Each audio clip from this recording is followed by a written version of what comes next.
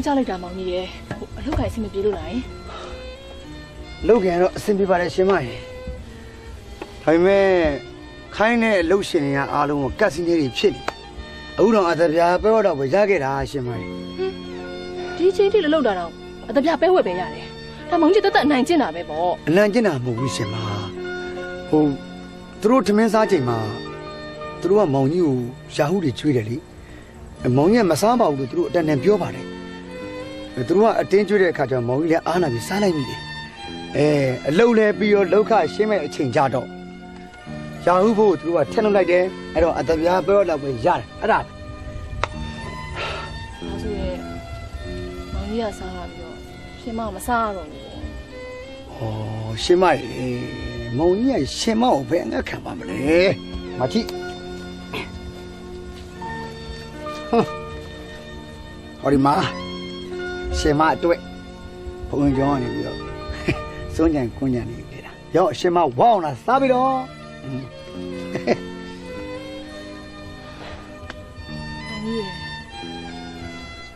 ရှင်မတို့အခုလိုဆင်းရဲတဲ့ဘဝနဲ့ဘာမှလွတ်မြောက်မသိဘူးဟောရှင်မလည်းဒါလည်းကံမကောင်းအကြောင်းမလားတဲ့အတွက်အခုလိုဘဝမျိုးနေရတာပါကံကောင်းအကြောင်းလှတဲ့အခါကျရင်မောင်ကြီးရောရှင်မရောဟိုပြည့်ပြည့်စုံစုံချမ်းသာတယ်နေရပါဘောရှင်မရေဟုတ်လားတော်တော်စေတော့ကံမကောင်းတော့ဒီလိုဘဝမျိုးပဲလူနေရမှာပေါ့ရှင်မရေဟုတ်ပြီလားအဲ့ဒါဘာမှစိတ်တော့ကောင်းမဖြစ်နဲ့စိတ်မချမ်းသာမဖြစ်နဲ့ဟုတ်ပြီလားရှင်မရဲ့ဘေးမှာမောင်ကြီးတောင်ရှိတယ်တော်တော်စေရှင်မဖုန်းကြောင်းကစွန့်ကြံဟင်းကြံနေစားလိုက်တော့နော်ဝါအောင်စားစားရှင်မစား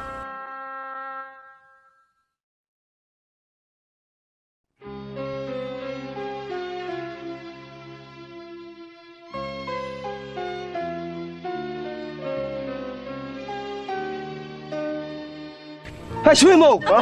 နဲ့လိုက်တာပေါ်နိုင်ရဲ့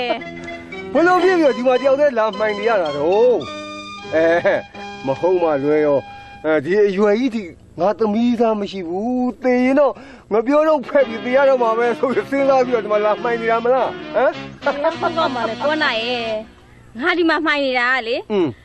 မဟာတို့ရှိရရစရာရှိရဲ့ငါရဲ့အတပြားတွေမရတော့လို့အဲ့ဒါစိတ်ညစ်ပြီးငါလာမှိုင်နေရတာမှာရွှေမုံနင်မာတော့ကိုကြီးလိုက်တယ်အမလေးဟာဒီစပူမနင်းလောက်မိုက်တဲ့သူရှိပါဦးမလားသူတို့လင်မယားပါလေတနေ့တနေ့သမီးကိုနမ်းမအောင်စားဖို့မနဲ့ရှာဖွေနေရတဲ့ဟာကိုနင်မလို့ပတ်စံရှိလိုက်တယ်ဟာတခါတလေသူတို့မှနတ်တောင်ကြောတယ်ပေါ်နာနင်ပြောလဲပြောစီရမယ်ဟာငါလေးလေအတူရင်မွားလေးပါလေရမလားဆိုပြီးတော့ပေးမိတာဟုတ်ဟာအေးဟိုတခုတော့ရှိတယ်ဟာသူတို့လင်မယားနှစ်ယောက်ကအတိတ်ဘဝကုသိုလ်ကံမကောင်းလို့ပဲလားတော့မသိဘူးပြီးတော့ဒီလင်မယားနှစ်ယောက်ကလည်းဟိုပြင်းရည်နေတဲ့လင်မယားလည်းမဟုတ်ဘူးလေဥစ္စာမရှိဂရိပတိဆိုတဲ့သဘောမျိုးပဲဖြစ်မှာပါဟာရွှေမုံရဲ့ဟိုသူတို့စီကအတပြားလေးလည်းမျောလင့်မနေနဲ့တော့လျှော့လိုက်တော့နင်းလည်းကုသိုလ်ရတာပေါ့ဟာပေါ်နာနင်ခုနကတော့ငါဘက်ကပါမလို့နဲ့အခုကျတော့ဘာဖြစ်လို့မဟာတို့ဘက်ကနေပါပြီဒီလိုစကားမျိုးတွေပြောနေရလဲအဲ့ဒါဟာဟိုသူတို့ကဟိုတကယ်မရှိဘူးဆိုတာငါသိနေတော့သူတို့ကငါတနာလို့ပါဟာတော်နင်ကဘာမှဆက်မပြောနဲ့ငါကတော့မဟာတို့ရှိရရစရာရှိတယ်ငါရဲ့အသက်ပြငွေတို့မရရအောင်ငါတောင်းပါပဲ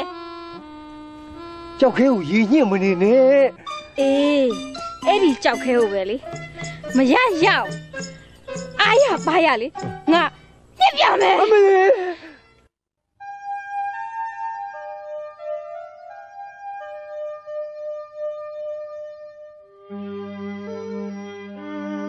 အော်တွေ့ရနဲ့အတော်ပဲ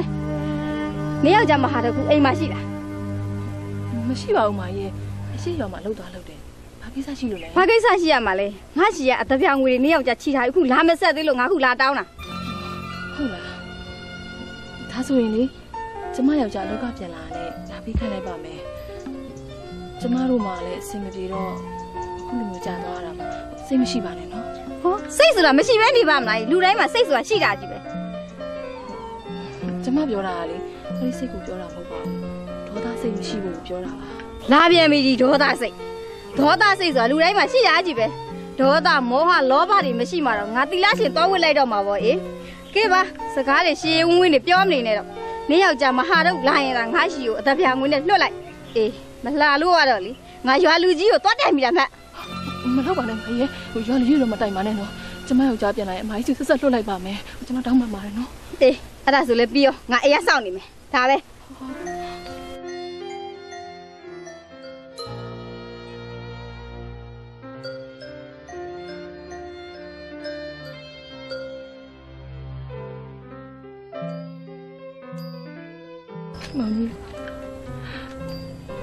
မောင်ကြီးအခုရလာတဲ့အတပြားလေးနဲ့ရှင်မတို့ဘလို့အကျွေးဆက်ပါလဲရှင်မတို့ဘောကလည်းစိုးလိုက်တာမောင်ကြီးရဲ့ပြောပါရှင်မရေငုံနေစမ်းပါလေမောင်ကြီးလည်းလှုပ်ကြိုးစားတာပါလေကံကြောင့်မလားတော့ကိုလိုရတဲ့အတပြားမရဘူးဆိုတော့လေပြတ်တတ်နိုင်မှာမလဲသူ့ကိုတော်ပြောပြီးတောင်းပန်မှုမရှိတာဘောရှင်မရေမောင်ကြီးတောင်းမလို့ရမယ်မထင်ပါဘူးမောင်ကြီးရဲ့အဲ့ဒီရွှေမောင်ကလေမောင်ကြီးကိုအရင်ကဒေါသထွက်နေတာရွာလူကြီးကိုတိုင်မယ်ဆိုလို့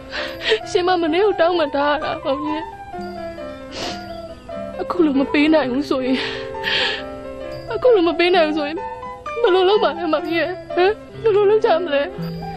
ခေပါရှင်မရေငုံနေစမ်းပါနဲ့မျက်ရည်တွေနှမျိုးကိုကောင်းပါလေ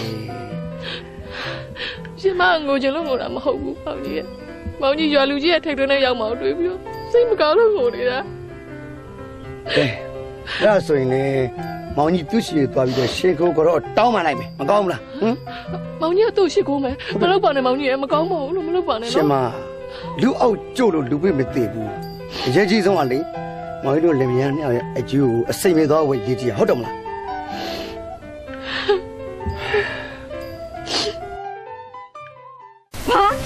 ဘာပြောတယ်မဟာတို့အသက်ပြာငွေနည်းနည်းပဲရလို့ဒါမဆက်နိုင်သေးလို့ဟုတ်လားမင်းကငါချီးခဲ့စင်တော့ကအသက်ပြာငွေနည်းနည်းပဲရရင်ဒါမဆက်ပါနဲ့အသက်ပြာငွေများများရမှငါ့ကိုလာဆက်ပါလို့ပြောခဲ့ဘူးလို့လားဟုတ်အဲ့လိုတော့မာကြီးကမပြောပါဘူးဒါပေမဲ့ဘာဒါပေမဲ့ဆက်မပြောနဲ့အေးမင်းကငါအခုပဲရွာလူကြီးကိုတိုင်မာကြီးရွာလူကြီးတော့ပါမတိုင်ပါနဲ့ဗျာနော်ကျွန်တော်ကြိတ်တာခိုင်းလို့ရပါလေကျွန်တော်လောဆယ်မဆက်နိုင်ဘူးဆိုပေမဲ့လူကြီးတို့သွားမတိုင်ပါနဲ့ကျွန်တော်ရှင်းခုပြီးတောင်းမှာအမလီငါရှင်းမခွင့်တယ်လေအမလီဟောမြေတွေမျိုးကုန်တော့မှာပဲဟောဘာဖြစ်လို့လဲမကြီးဘာဖြစ်လို့လဲဆိုတော့လေငါအတူရင်မွားပေးစားတာမလားအခုဖြစ်နေတာသူ့လို့ပါဟုတ်ကဲ့ကဲပါနင်ကခိုင်းချင်ရခိုင်းဆိုတော့လေငါကစကြောတွေအရန်တက်နေတယ်ငါ့ကိုစကြောတွေနှိပ်ပြီးကဲနှိပ်အားဆိုညနေဆောင်ကြီးနှိပ်ကမှာနော်ဗျာညနေဆောင်ပြီညမနှိပ်ချင်ဘူးဟုတ်ကဲ့ကျွန်တော်နှိပ်ပေးပါမယ်ငါအဲ့ဒီလိုကောင်းလေးတွေနှိပ်ပေးတာကိုငါခံချင်နေတာဟုတ်ကဲ့အော်ဒါနဲ့ခမရောစားပြီးပြီလားကျွန်တော်မစားသေးဘူးဗျဟောရာဟုရောရာဟုလည်းမတော့သေးဘူးဗျအော်ဒါဆိုငါအိမ်ထဲကိုတွားငါအိမ်ထဲကကျွန်းဗီဒီယိုကြီးတွေကနေရာဟုကိုယူခဲ့ဟုတ်ကဲ့အခုသွားယူရမလားအခုပဲသွားအခုသွားဟုတ်ကဲ့နော်မိုက်ခဏလေးနော်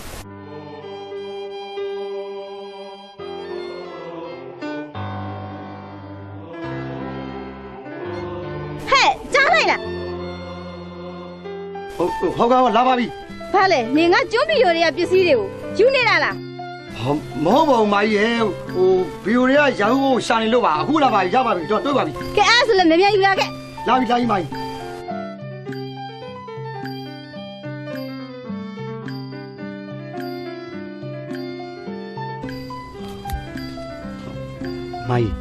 ဒီရာဟုကကျွန်တော်တော့မလားဟုတ်မတော့ဘူးမင်းငါ့ကိုနှိပ်ပေးနေတော့ကလေငါအရန်ပင်ပန်းပြီးတော့လေဘိုက်ပြေစာနေလို့ငါတောက်လို့မင်းကိုတောက်ခိုင်းတာဟုတ်ကဲ့ဒါဆိုကျွန်တော်မတော့ရတော့ဘူးမတော့ရတော့ဘူးဩဒါပေမဲ့မင်းကငါအခွင့်အရေးတစ်ခုတော့ပေးမယ်အခုမင်းငါ့ကိုနှိပ်ပေးတဲ့အတွက်ဒီဥစ္စာအတိုးနော်ဒါဆိုရင်အရင်ကဘယ်တော့ပြန်ဆက်မလဲမိုင်းအရင်ကလားအရင်ကမင်းကငါ6လတိတိစောင့်ပေးမယ်6လတိစောင့်ပေးမယ်ဟာဝမ်းတိုင်တာမိုင်းရဲ့ချီးကျူးအများကြီးတင်ပါတယ်ဒါဆိုကျွန်တော်ပြန်ဝင်ပြအောင်နော်ပြန်လို့မရသေးဘူးလေညနေမဆောင်သေးဘူးမင်းငါ့ကိုဆက်နှိပ်လိုက်အောင်ဗျာအမလေးပေါ်သေးတာပေါ့မောင်ကြီးရဲ့အော်ဒါနဲ့မောင်ကြီးသူကလေမောင်ကြီးကိုနှိပ်ရုံနှိပ်ခိုင်းတာလားတခြားဘာဟောခိုင်းနေလဲမောင်ကြီးဟမ်တခြားဘာမှလုပ်ခိုင်းမှာဘူးရှင်မရဲ့သူလုပ်ခိုင်းလဲမောင်ကြီးကလုပ်မပေးဘူးနော်ဟောဒီကရှင်မမောင်ကြီးတစ္ဆာရှိတာဘယ်တော့မှတစ္ဆာမပြတ်ဘူးတခုပဲ သူကလေမောင်ကြီးတို့ပြီးမယ်အကျေကို6လစောင့်ပါတဲ့စောင့်ပေးမယ်တဲ့6လစောင့်ပေးမယ်တဲ့ရှင်မဝမ်းမတောက်လား ဝမ်းသာတာဗောမောင်ကြီးရဲ့ အေးအဲ့ဒါပဲ ဒါမဲ့မောင်ကြီးဒီစားထဲမှာလေသူကမောင်ကြီးကိုခေါ်ပြီးနှိပ်ခိုင်းလို့ရှိရင်အကြောင်းတစ်ခုပြပြီးတော့မနှိပ်ပြီးနဲ့မတော်နဲ့တော့မောင်ကြီးနော် ဟောရှင်မလေအကြောင်းတစ်ခုပြပြီးတော့သွားမနစ်ပြီလို့ရှိရင် तू က6လနဲ့ကိုချက်ချင်းလာပဲဆိုဘယ်လိုလုပ်လဲကဲပြော ဟာဒါကတော့မောင်ကြီးရဲ့ तू 6လလို့ပြောထားတာပဲသူ့စကားအတီးပဲပေါ့ အဲ့ဒါလည်းဟုတ်တာပဲ အဲ့ဒါလည်းဟုတ်တာပဲမလုပ်နဲ့မောင်ကြီးရဲ့ရှင်မတစ်ခုစဉ်းစားမိတယ်6လပြည့်လို့မှအဲ့ဒီမိန်းမကြီးတွေ့မဆက်နိုင်ဘယ်လိုလုပ်မလဲ ဩရှင်မရေဒီမှာမောင်ကြီးရောရှင်မရောဒီထက်ပို့ပြီးတော့လှုပ်ကြတာဗော မောင်ကြီးစကားကြီးကဘာစကားကြီးလဲ မဟုတ်ဘူးလေရှင်မရေမောင်ကြီးအဲ့လိုပြောတာမဟုတ်ဘူးအလုပ်ကိုဒီထက်ပို့ပြီးတော့ကြိုးစားပြီးလုပ်မယ်အတပြားတွေရှာမယ်အတပြားတွေများများလို့ရှိရင်အဲ့မှန်ကြီးပြန်ဆက်နိုင်ပြီဟေးအဲ့ဒါပြောတာပါ တော်သေးတာအဲ့လိုပြောပါဒါပေမဲ့မောင်ကြီးရဲ့ရှင်မတို့နှစ်ယောက်ကလေအလုပ်တွေဘလောက်ပဲစူးစမ်းလို့အတပြားတွေကထင်တယ်လို့ကိုမရအောင်ဘယ်တော့အတိတ်ကံချောင်းလည်းမသိဘူးနော် ရှင်မပြောတာဟုတ်တယ်မောင်ကြီးရောရှင်မဘလောက်ပဲအလုပ်ကြိုးစားပြီးတော့အတပြားတွေဘလောက်ပဲရှာအရာမထင်ဘူးလေပြီးတော့ဘာဖြစ်လို့များမောင်ကြီးတို့စင်းရင်လည်းမသိဘူးတော့ ဒီလင်မယားတယောက်ဘာလို့လုံးနေကြတာတော့ ဘာလို့ရမှာလဲရောင်းရင်စကားပြောနေကြတာဗောဗျာ ဒီလောက်အားရဝေးသားစကားပြောနေမို့၆ထားရင်တော့မဟုတ်မှလွဲရောလမ်းမှာရွှေတို့ရွှေသားကောက်ရလို့ဝေးသားလုံးဆုပ်ပြီးပြောနေကြတာထင်တယ် ဩရောင်းရင်ပေါ်လာရဲ့ပြောချင်တာပြောနေတော့ပဲကြားချင်တာလည်းမကြားနေနဲ့ဒီမှာဝမ်းသာလို့ပြောနေရမဟုတ်ဘူးစိတ်ညစ်တဲ့အကြောင်းတွေပြောနေတာအတိတ်ဘဝအကြောင်းတွေပြောပြနေတာဒီလိုတော့ပြီးတော့ပဲလှုပ်အတပြားနည်းနည်းလေးရပါလားဘာဖြစ်လို့ဆင်းရဲနေတယ်ဆိုတဲ့အကြောင်းတွေကိုပြောပြနေတာရောင်းရင်ရဲ့ဩ ဒီလိုလားအေးကွာမင်းတို့လင်မယားနှစ်ယောက်ရဲ့ဆင်းရဲတွင်းကလည်းတော်တော်ကိုနှစ်ပါတယ်ကွာ ဟုတ်တယ်ကိုဘောနာရေဟုတ်တယ်ကျမတို့နှစ်ယောက်ကလေဘယ်ဘဝအကျိုးပြစ်တွေကြောင့်ဒီလောက်ဆင်းရဲနေလဲမသိဘူးအတုံးလေးတွေရှိရင်လေဒီဘဝနဲ့ကြည်ပါစေလို့ဆုတောင်းရမှာပဲ ကြည့်မှာပေါ့ရှင်မဟေးကြည့်မှာပေါ့ဒီဘဝနဲ့ပဲကြည့်မှာပါ ဟာဆင်းရဲနေတာဟုတ်မင်းတို့ကဘာကိစ္စလာလဲမသိဘူးကွာဒါဆင်းရဲကြီးဘယ်ရနေဘယ်လိုမျက်စိလဲပြီးရောက်လာတာတော့ ဘယ်မှမျက်စိလဲပြီးရောက်လာတာမဟုတ်ဘူးဟာဒီကမောင်မဟာတို့တို့လင်မယားရှိဘူးတက်လာခဲ့တာကွာ ဘာအကြောင်းကိစ္စရှိလို့လဲစင်းနိုင်ကြီး ။အော်ဒီလိုကွယ်ဖះမှုထားတဲ့ရဟန်းတန်ဃာတွေအတွက်အလှလူဖို့ရှိတယ်ကွယ်။ဟာဒီကမောင်မဟာတို့တို့လင်များများရဟန်းတစ်ပါးအတွက်တောင်းဝန်ယူနိုင်မလားလို့လာမေးတာကွယ် ဗျာဒီလင်မယားနှစ်ယောက်ကိုရဟန်းတစ်ပါးအတွက်ဆုံးအလှခိုင်းမလို့ ။အေးလေကွာ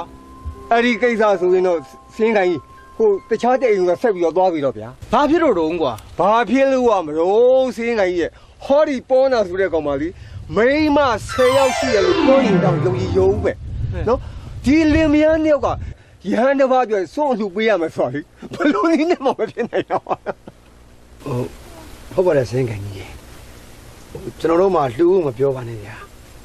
စောင်းတော့မနေကျွန့်ကြံနေရတဲ့အပြင်အကျွေးတောင်ဘလူဆန့်မှန်းတောင်မတိရတဲ့ဘဝပါဗျာအဲ့တော့ဒီကိစ္စမှာဖြစ်နိုင်မှာဘူးဗျာအဲ့တော့စင်ကန်ကြီးတခြားနေအောင်လာသွားပါပြီတော့နော် ။မဟုတ်သေးဘူးလေမောင်မဟာတို့ရဲ့ဒီလိုအလှမျိုးဆိုတာကြုံခဲ့တယ်ကွယ်။ဘလို့နီးနေဖြစ်ဖြစ်မင်းတို့လင်များရှာဖွေပြီးလှူသင့်တယ်ကွာ။နောက်ပြီးမင်းမှလည်းအားကောင်းမောင်းတန်ကြမ်းကြမ်းမာမာနဲ့မင်းတို့လင်များနှစ်ယောက်အလုတ်လုတ်ပြီးရှာဖွေစုဆောင်းလိုက်လို့ရှင်ဟတ်ဒီအလှကလှူပြစ်မှာပါကွာ ဟုတ်တယ်ရှင်မိုင်းဟုတ်စင်ကန်ကြီးကစကားမှန်တယ်ဒီတော့လေမောင်ကြီးရောရှင်မောင်အလုတ်ကိုတစ်ချက်ပူပြီးတော့ဒိုးရတော့လုတ်ပြီးတော့အတပြားကြီးစုလိုက်ပြီအဲ့ဒါဆိုရင်ဒီအလှဘက်ကထပ်လို့သွားနိုင်တယ်နော် ဟုတ်တယ်ဒီလူတော့ကိုမောင်ကြီးနဲ့ရှင်မတို့တက်ညီမလုပ်ကြမယ်သိချင်းသိတော့ပါစေမောင်ကြီးရဲ့ဒီလူရအောင်လုပ်ကြမယ်နော် ကောင်းတယ်ရှင်ပါကောင်းတယ်ကဲစင်ကန်ကြီးကျုပ်မဟာဒုတ်ဆိုတဲ့နာမည်ကိုစင်ရမှတ်လိုက်တော့ဗျာ အေးကွယ်မောင်မဟာတို့တို့လင်များစကားကြားရတယ်စင်းရင်ကတအားဝမ်းသာတာပဲ ဟုတ်ကဲ့ပါ ဘာမှမပူနဲ့သိလားစင်းရင်နဲ့ကိုတီတီချာချာကိုထည့်ပေးတာမယ်မှတ်မှတ်ရရကိုထည့်ပေးတာမယ်သိလား ဟုတ်ကဲ့ပါ စင်းခိုင်းကြီးစင်းနဲ့မှာသေချာမှတ်ထားပေးနော်စင်းနဲ့ကိုသေသေချာချာချက်ပေးထားနော်လက်လာပါပေးတဲ့သူတွေကိုဦးစားပေးပြီးတော့မေ့နေအောင်မယ် ဟေးရပေါ်နာ ဟမ် ငါအဲ့လိုလူမျိုးမဟုတ်ပါဘူးကွာ စရင်ငယ်ကြီးကအဲ့လိုလူမျိုးမဟုတ်ပါဘူးဗဇက်ကလာပြောတယ်မျက်နှာအဲ့ပုံစံပေါက်နေပြီ ဟဲ့ပေါ်နာ ဟမ်အမှန်တော့ပြောတာပါစရင်ငယ်ကြီးမဟုတ်ပါဘူးဟိုသူရနောက်တာပါစရင်ငယ်ကြီး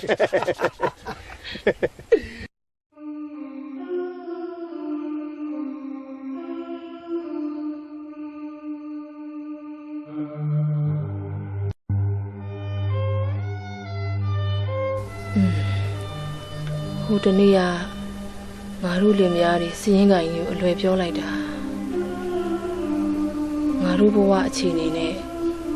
ရဟန်းတစ်ပါးကိုဆုံးကပ်ဖို့ဆိုတာဖြစ်နိုင်ပါမလား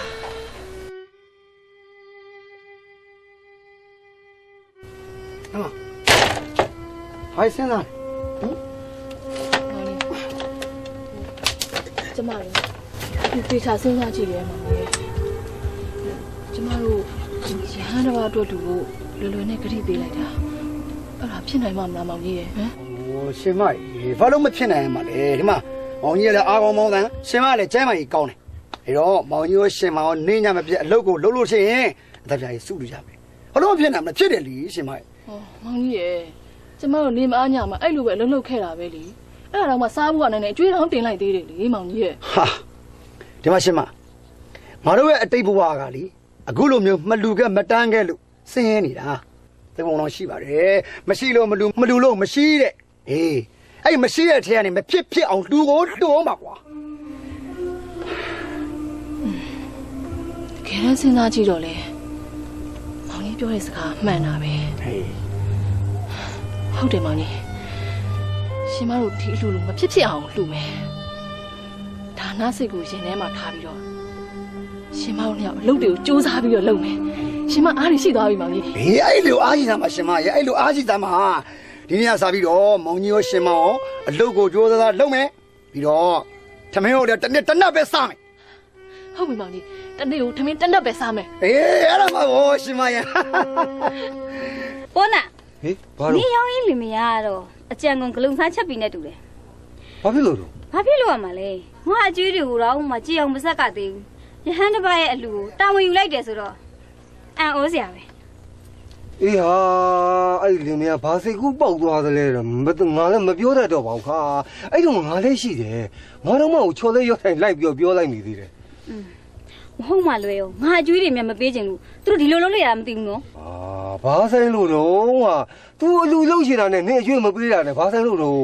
ဆိုင်တာပေါ့ပေါ်နာရဲ့ဟောသူတို့လင်မြန်းကမဟုတ်တာတွေလုပ်မယ်ဟောအဲ့ဒီခါကျတော့အရှင်မင်းမြတ်ရဲ့သိမယ်ပြီးတော့သူတို့လင်မြန်းကိုဖမ်းမယ်ဖမ်းပြီးထောင်နှန်းဆန်ခိုင်းမယ်အဲ့တော့ငါအကျွေးတွေသူဆက်ဆံမလို့တော့ဘူးပေါ့ဟာ အော်မလေးဗျာနင်ကတော့လေတိုးရင်ပေါ်ပေးစားတယ်လူပြီးသားပါပြီတဲ့ဟမ်ဘသူတွေဘာပဲဖြစ်ဖြစ်ကို့ငွေသပြားရရှိဖို့အတွက်ကိုပဲနင်စဉ်းစားနေတော့တာ ဟုတ်တာပြောတာပဲ ဘတ်အေးဟုတ်တယ်နင်ဟုတ်တာပဲပြောတတ်တာဟိုဒါနဲ့ကွာဟိုစကားမဆက်ဘူးငါ့ကိုငွေအသပြားတက်မတော့ချီးသွားပါလားဟင် တပြားတမက်ဘာလို့ဖို့လဲ ထိုင်းရင်လေးတောက်ချင်းလို့ ဝါရစီရမယ်တပြားတမက်ရစီရမယ် အခုလားရေ မဟုတ်ဘူးမနေ့ကမှ အဲ့ဒီနားမှာရှိတဲ့လူတွေအားလုံးကျတို့လင်မယားနှစ်ယောက်ကအလုပ်လုပ်ခြင်းနေပါတယ်အဲ့တော့ခိုင်းကြရှိရင်ကျတို့လင်မယားနှစ်ယောက်ကိုခေါ်ခိုင်းလို့ရပါတယ်ဘလို့အလုံးမျိုးမစိုးကျတို့လင်မယားနှစ်ယောက်လုပ်နိုင်ပါတယ်ဗျာအဲ့တော့ခိုင်းကြည့်ပါခေါ်ခိုင်းကြည့်ပါကြိုက်မှအတပြားပေးပါရှင်မရှင်မလေးနေအောင်ဒီ ကျမအော်ရမယ် ဟေးလေ ရှင်းအောင်နေပြီပဲရပြီမဟုတ်ဘူးလား မဟုတ်ဘူးလေရှင်မရဲ့ဟိုမောင်ကြီးအော်တော့မောင်ကြီးပဲကုသိုလ်ရမှာဟောရှင်မအော်တဲ့ခါကျရှင်မလည်းကုသိုလ်ရမှာလေမဟုတ်ဘူးလားအော်ကြီး မသိဘူးလေတော့ဒီနေ့မြန်အတူတူပဲလေလင်ကုသိုလ်ရလဲမရလဲရတာပဲအတူတူခံစားရတာပဲမဟုတ်ဘူးလား ။အော်ရှင်မရဲ့နှစ်ယောက်အတူတူခံစားရတာဒီလိုနေရာမျိုးမဟုတ်ဘူးတခြားနေရာမှာပဲခံစားရမှာဗောရှင်မရဲ့ ဟာရှင်းရလေဖိုက်ဆောက်ပြောမှမသိဘူးကဲအော်ဆိုလဲအော်မယ် ။အော် ဟောဒီမှာရှင်ကျမတို့လင်မယားနှစ်ယောက်အလုံးမျိုးစုံလုံးနိုင်ပါတယ်ခေါ်ကြပါခိုင်းကြပါရှင်ကျမကလည်းလေဘယ်အလုံးမျိုးစုံအကုန်လုံးနိုင်ပါတယ်ကျမကိုလည်းခေါ်ကြပါရှင်ကျမကိုခေါ်ကြပါ ဟဲ့ရှင်မ။နီးတ ဘလို့အော်တာလေ ဟာခေါ်ကြပါလို့ ဟာကျမကိုခေါ်ကြပါဆိုတခြားလူတွေဘလို့ထင်မလဲကျမကိုခိုင်းကြပါပြောမှာပေါ့တချို့လူတွေကကြောက်ခေါ်ကြပါဆိုရင်လာခေါ်ရင်ဟာရှင်မရေခိုင်းတာပဲပြောပါခေါ်တာအောင်မပြောပါနဲ့ဒုက္ခပါပဲ ဟာမသိတော့ဘူးရှင်ကျမလည်းမအော်တော့တော်ပြီနားတော့မယ် ဩဟာဒါလေးအော်ခိုင်းပါလေခေါ်ခိုင်းတာနဲ့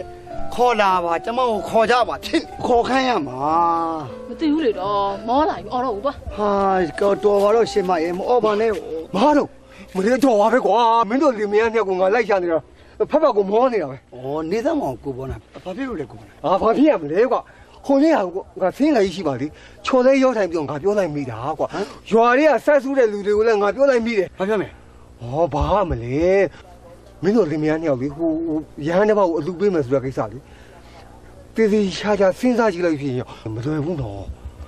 မင်းတို့အခြေအနေနဲ့လေရဟန်းတစ်ပါးကိုအလူပေးမယ်ဆိုတဲ့ကိစ္စဘလို့နည်းနဲ့မှမဖြစ်နိုင်ဘူးမင်းတို့အဆက်ကွဲမှကိစ္စတော့ဟဲ့အခုချိန်မှာပြန်ပြင်မယ်ဆိုရှင်ပြင်လို့ရသေးတယ်အချိန်မီသေးတယ်သွားပြင်လိုက်တော့သွားဘောနာဟမ်ခဏနေဒီမှာကျတို့လင်မယားနှစ်ယောက်ကရဟန်းတစ်ပါးကိုလူဖို့အတွက်ကိုပြောပြီးသွားပြီစရင်လေးပေးပြီးသွားပြီနော်အဲ့အတွက်ကျတို့လင်မယားနှစ်ယောက်ကအလုပ်ကိုစူးစမ်းနေတယ်နော်အဲ့အလူဖို့အတွက်ကိုဘလောက်ပဲပင်ပန်းလူပဲလဲပြီးသေသွားပါစိ ဟုတ်တယ်ကိုပေါ်လာကျမတို့ရဲ့စိတ်ထဲမှာဒီအလူလူဖို့ပဲရှိတယ်တခြားဘာမှမရှိဘူးဘာလဲကိုပေါ်လာဒီလူကိုဖျက်ချင်တာလားအလူဖျက်ရင်ဒေဝတဲ့ဆောက်ထိုးကြမှာနော် ငရဲဦးတဲ့ဆောင်သူကြမယ်ငါငရဲဦးတဲ့ဆောင်သူကြမယ်ဟိုကကြီးစကားပြောလို့ငါငရဲဦးတဲ့ဆောင်သူကြမှာပေါ့ဟာငါအဲ့ဒီဘုန်းနဲ့ငါပြောတာမဟုတ်ပါဘူးကွာဘုန်းငါမပြောတော့ဘူးငါမပြောတော့ဘူးမင်းတို့လုပ်တဲ့ကိစ္စကိုပဲငါလိုက်လုပ်တော့မယ်နော် ကိုဘောနာဘာလုပ်ပြီးမှာမလဲ ဟောဒီလိုဒီကောင်ဟိုမင်းတို့ဟိုအတပြာရဖို့အတွက်ကိုလိုက်ပြီးအလုပ်ရှာပြီးလုပ်တဲ့ကိစ္စတွေကိုငါလိုက်ပြီးကူညီပြီးတော့လိုက်ပြီးလောက်ကင်ပေးမယ်လို့အဲ့ဒါငါပြောတာ တကယ်ပြောတာ တကယ်ပြောတာပါကွာငါလုပ်ပါမယ် အော်ခိုင်းလိုက် အဲ့ဒါဟုတ်ပြီဒီမှာကျတို့အော်တယ်လို့ခင်ဗျာအော်ရမှာနော် အော်ပါမယ်ကွာအော်ပါမယ် သူအော် အော်ခိုင်းလိုက် ဟိုကျုပ်တို့မှာအခုအလုံးတော်ကဒီဟလားစက်တဲ့အလုပ်ကိုခိုင်းမှာကြိုက်မှာအတပြာပေးပါခေါ်ခိုင်းမှာလူမျိုးစုံလုံးနိုင်ပါသည် အဲ့ဒါပြော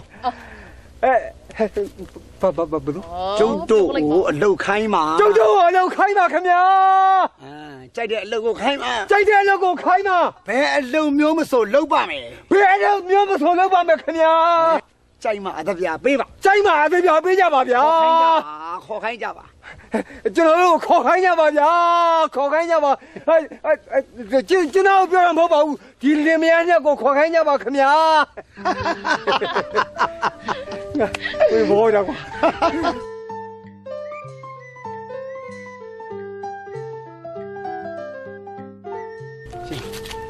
တော့အိုး ခိုင်းမယ်ဘယ်လိုလုပ်မှာလဲလို့ ဩရှင်မလေးနေမအိုးကိုအိုးမခိုင်းမယ်လို့ရှိမှာဟို ပြီးရောဟောဒီပါရှင်ကျမတို့လူမျိုးအလုံးမျိုးစုံလုံးနိုင်ပါတယ်ကျမတို့ခေါ်ခိုင်းကြပါရှင်ခေါ်ခိုင်းကြပါအော်လေမောင်လေးတော့အော်ဘူးလေ ဟုတ်ပါတယ်ကျတို့အလုံးမျိုးစုံလုပ်နိုင်ပါတယ်ကြိုက်တာခိုင်းလို့ရပါတယ်ကြိုက်မှတပြာပေးကြပါကြိုက်တာခိုင်းမှကြိုက်မှတပြာပေးပါဗျာ မောင်လူလေလာပါအောင်ကွယ် ဟုတ်ကဲ့ ခေါ်နေပြီခေါ်နေပြီ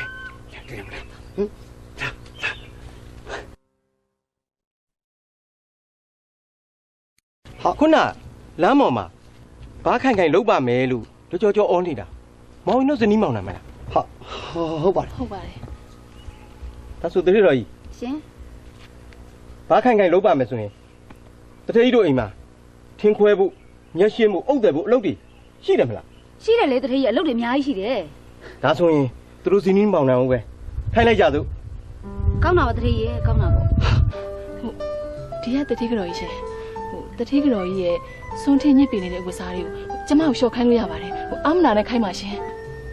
ဒါဆိုတော့ပဲတထေးကြီးကျမမှာအင်ဂျင်တွေရတယ်မလားတော့စွန်းထင်းညစ်ပတ်နေတဲ့အဝတ်စားတွေကအများကြီးတထေးကြီးရဲ့အဲ့ဒီတော့ဒီတငယ်မလေးကိုပဲအဲ့ဒီအဝတ်စားတွေရှော့ခိုင်းဖို့ခိုင်းလိုက်တော့မယ်ကောင်းတယ်မို့လားတထေးကြီး ကောင်းတာပေါ့တတိတော်ကြီးရဲ့ကောင်းတာပေါ့အမောင်တို့ဇနီးမောင်နိုင်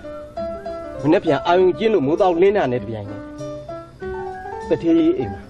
အလုတ်ဆဆင်းကြပြီ ဟုတ်ကဲ့ပါတည်းရှင်မနောက်နေ့စပြီ အလောက်ကရပြီရှင်ပါနော်ကဲပြန်ကြစို့ဟုတ်ခွင့်ပြုပါ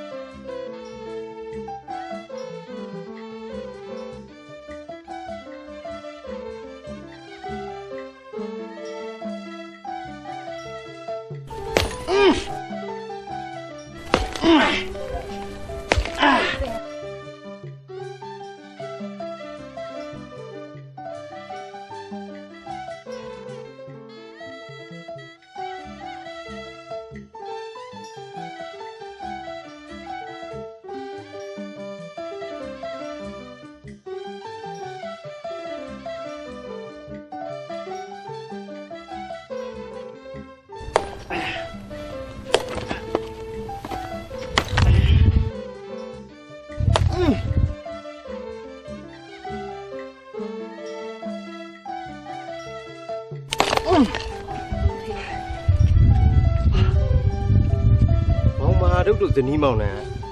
အလုပ်တွေလုပ်နေရတာပင်မမှုမပေါ်ပဲသိပြောနေကြတဲ့ပုံပဲနော် ဟုတ်တယ်တထေးရဲ့ကျမတို့လင်မယားအလုပ်တွေပင်မလုပ်နေရတာပင်မနေလို့မထင်ပါဘူးအခုလိုအလုပ်တွေစက်တိုက်လုပ်ပြီးတော့အတပြားတွေရနေရအောင်ကျမတို့လင်မယားပျော်နေကြတာပါဟိုကျွန်တော်တို့လင်မယားကအခုလိုပင်မလုပ်ပြီးတော့ပျော်နေတယ်ဆိုတော့ဟိုတထေးတို့လင်မယားနှစ်ယောက်ကသိပြီးအံ့ဩနေမှာပဲတော့ဟိုကျွန်တော်တို့လင်မယားကအခုလိုပင်မလုပ်ပြီးရတဲ့အတပြားငွေဟာကျွန်တော်တို့လင်မယားနှစ်ယောက်သုံးမှုမဟုတ်ပါဘူးရဟန်းတစ်ပါးအတွက်စွန့်ကပ်ဖို့အတွက်ပါတကယ်တော့ကျမတို့လင်မယားနှစ်ယောက်ကအလွန်ပဲဆင်းရဲပါတယ်တထေးရဲ့ဟင်းလျာမပါတဲ့ယာဟုထမင်းကိုတော့နတ်မမှန်တဲ့လူတွေပါဒါပေမဲ့အခုချိန်မှာထမင်းတနန်းမှမစားပဲနဲ့ဒီလူတို့အလုပ်လုပ်ရင်သေပွဲဝင်ရမယ်ဆိုရင်တော့ကျမတို့လင်မယားနှစ်ယောက်ကသေရဲပါတယ်တထေးရဲ့ဒီလင်မယားနှစ်ယောက်ရဲ့တရားထက်တန်ပုံကတော့အမတမအောင်းစရာကောင်းလာပါတယ်တထေးရဲ့နော်ဟုတ်တယ်ဒီဇနီးမောင်နှံဒီလိုတရားတရားထက်တန်နေပြီတနေ့နေ့တစ်ချိန်ချိန်မှာကြီးပွားချမ်းသာကြမှာဧကမ်းဟုတ်ကဲ့ပါအမေဟုတ်နေရလဲမွန်းတဲ့တော်မယ်ဆိုတော့ဒါဒီလုံလေးပြီးသွားမယ်ပဲလားခမင်းစားတာမယ်နော်မကောင်းဘူးကောင်းပါပြီဟာနေတော့မွန်းတဲ့နေပြီလေနားနားနေလေးနေပြီးတော့ထမင်းလေးပါလေးစားကြတော့လေရပါတယ်တထေးရဲ့ကျမတို့လည်းမစားသေးပါဘူးအလုပ်ကိုပဲပြီးအောင်ဆက်လုပ်လိုက်ပါမယ်ဟုတ်ကဲ့ပါကဲတထေးတော်ကြီးရှင်ဒါဆိုတို့လဲထမင်းလေးပါလေးပြန်စားကြစို့စားကြစို့တထေး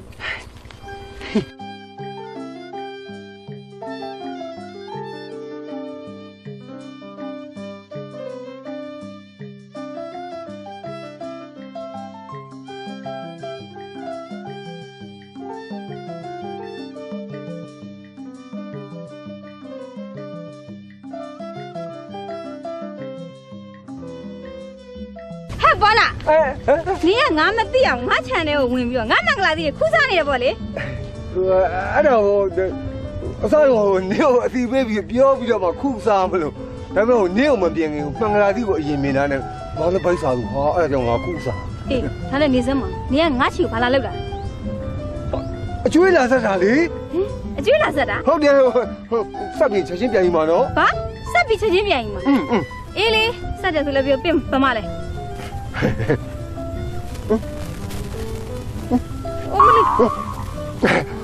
ဟိုလာရင်စောနဲ့ထွက်လာတော့အိမ်မှာမေ့ကြံခဲ့ပေါ်နာရနင်ကအကျွေးတာဆက်တာလည်းပြောသေးတယ်အသက်ပြအိမ်မှာမေ့ကြံခဲ့တယ်ဆိုတော့ဟုတ်ပါတယ်တကယ်ပြောတာပါဟိုနောက်နေ့ကျမှဟိုအတော်အရင်ရောပေါက်ပြီးတော့ပေးမယ်နော်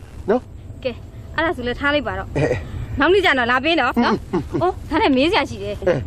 မဟာတို့လူလင်မယားတထေးကြီးလင်မယားအိမ်မှာအလုပ်ရပါ ਈ ဆိုအေးဟုတ်တယ်ဟာ ဟိုဘာပဲဖြစ်ဖြစ်ပေါ့ဟာသူတို့လှူခြင်းနဲ့ဟိုဒါနကိစ္စတော့အဆင်ပြေသွားတာပေါ့ငါတော့ဝင်းတာတယ်ဟာ ငါတော့ဝမ်းမသာနိုင်ဘူးဘာဖြစ်လို့လဲဆိုတော့ငါရစရာရှိတဲ့အကျွေးတွေမရသေးလို့ပဲ ဩတင်ရလဲဟာသူတို့အဆင်ပြေသွားတဲ့ခါကျနေရွက်တွေလာဆက်မှာပေါ့ဟာ ဟိုးသူတို့လာဆက်တဲ့အစီကိုငါမစောင့်နိုင်ဘူးငါအခုပဲတောင်းမယ် နေရလဲဟာနေစမ်းပါဦးနေရောက်လေသူတို့လှူနေတဲ့အလှူလေးပျက်စီးသွားခဲ့လို့ရှိရင်ဟိုးမဟာအဝီးစီငရဲကပွတ်ဆူနေတဲ့စီကျေအိုးကြီးထဲမှာနေကိုချိန်ပြီးအကျိုးခမ်းမှာနော်ဟိုပြီးတော့လေဟိုနေကငွေတိုးချီထားတာဆိုတော့လေပေါ်ပြီးတော့အပြစ်ကြီးတယ်နော် ပေါ်နိုင်အဲ့ဒါဆိုလို့ရှိရင်လေငါတပြာငွေတွေကိုလေငါသွားမတောင်းတော့ဘူးတိလားသူတို့လာပေးမှပဲငါယူတော့မယ်နော် အေးပေါ့ ငါတဲအိုးယူတော့ငါကြောက်လို့ပါရဲ့နော် ကြောက်စရာကြီးပါဟာ ဟဲ့အဲ့ဆိုလည်းနေပြန်တော့နော်ငါလည်းအိမ်ထဲဝင်တော့မယ်ဟဲ့ငါမင်္ဂလာပြီနော်ထပ်ပြီးတော့ခုမစားနဲ့နော် ဟောအေး ငါသွားတော့မယ် အေးတော့ဒီခွေကြီးကတော့လက်လွတ်မခံနိုင်ဘူးထပ်ပြီးခူးဆောင်ပဲ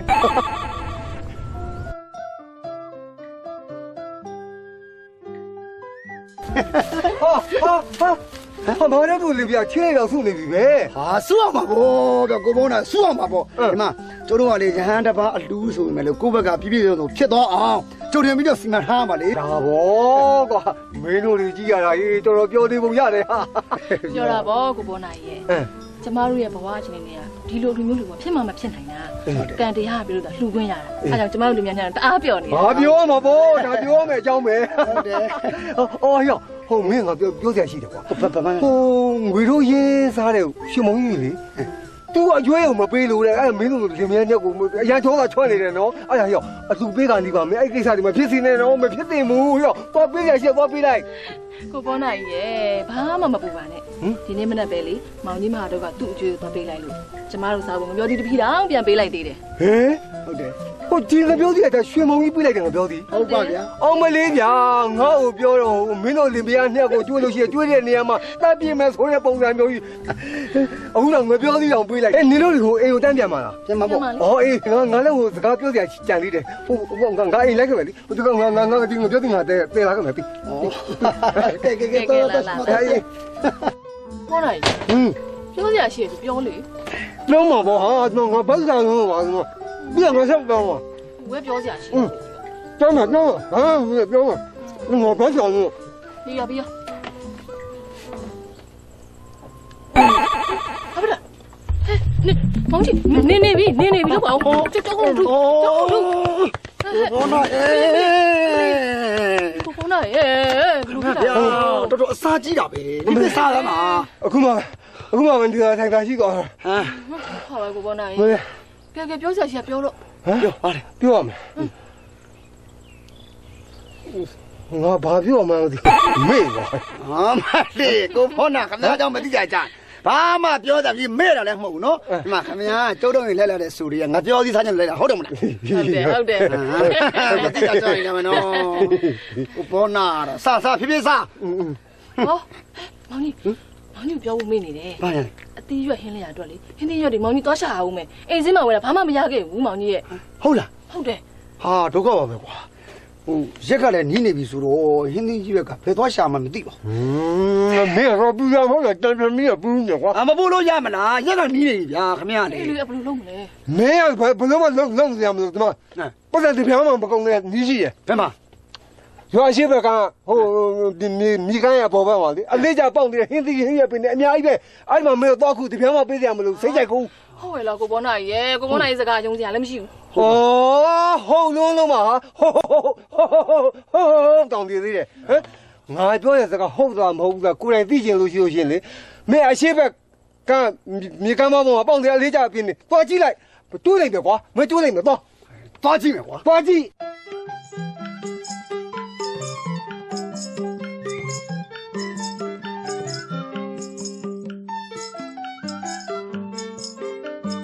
မိုးလိုက်တာခဏတော့နားအောင်မ ဟာဟင်းမြေအများကြီးပါလားဟာပြောတယ်ကောင်းတယ်ဘိုးဘောလိုက်ပြောတော့တင်းမှန်ပါလားကွာဟင်းမြေအများကြီးပဲမဟာတို့အတူတူကတော့မဲ ဟာဒါလူတယောက်ပျော်မြူးအဝိတ်နေတဲ့အတန်ပဲငါတွားကြည့်အောင်မ ဟင်းမြေဟင်းရတဲ့ကိုရှင်ရဲငွေရပြဖူးသွားမယ် အားလုံးခုမဲ့သူတို့ရပြီပြောတယ်ကောင်းတယ်ဟဲ့ညာနေဘလို့ လူများပါလေဟိုဘက်ကမဟာတုတ်ပဲဟုတ်ကဲ့ဒီတော့တော့ဘာလို့မြန်ပြောရှင်ရလဲမဟာတုတ်လေ ဟုတ်ကဲ့ဟိုကျုပ်ပြောနေတယ်ဆိုတာလေဒီလိုတန်ခါတဲ့ရောင်းရဲ့ကျတို့လင်မယားနှစ်ယောက်လေဟိုရဟန်းတစ်ပါးဟိုယာဟုစွမ်းနဲ့ဟိုဟင်းဒီဟင်းပြန်ဟင်းလျက်များတွေအားလုံးစက်ကလှူဒန်းမှာမဟုတ်လို့ပြောနေကြတာဗျာအရန်ကိုပြောနေကြတာ ဒါနဲ့ရဟန်းကိုစွန့်ကြတာယာဟုနဲ့အသီးရပဲဆိုတော့ရဟန်းဖုံးပေးရတာမင်းရှိမှုရှိပါမလားရောင်းရဲ့ ကျတို့လင်မယားနှစ်ယောက်ကဆင်းရဲတယ်ဆိုတာရောင်းလည်းသိပါတယ်ဗျာဒါကြောင့်ရဟန်းတစ်ပါးတွေယာဟုနဲ့ဟင်းဒီဟင်းလျက်ပဲကတ်နိုင်နေဗျာဟိုကျောင်းရင်ပြောသလိုအသားငါတော့ကတ်ချင်ပါလေဒါပေမဲ့မကတ်နိုင်ဘူးလေဗျာ ဒါဆိုကောင်းပြီကျုပ်ဖမ်းလာတဲ့ငါးလေးတွေကိုငမ်းမှုဖို့တမဖို့ပြအောင်တွဲပေးပါရောင်းရင်အလိုဆန္ဒပြအောင်ကျုပ်ဖြည့်စည်းပေးမယ်ကျုပ်ပိုက်ထားတာတော့ကြည့်လိုက်အောင်နော်ရောအဲ့ဒီမှာငါ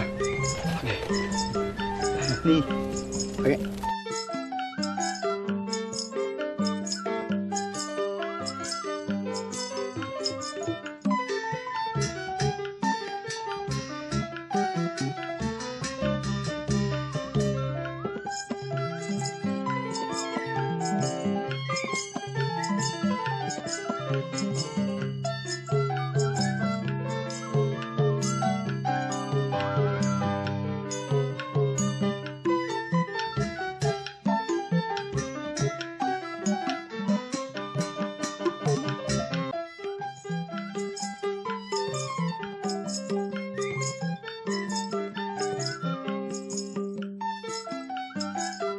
ဟာ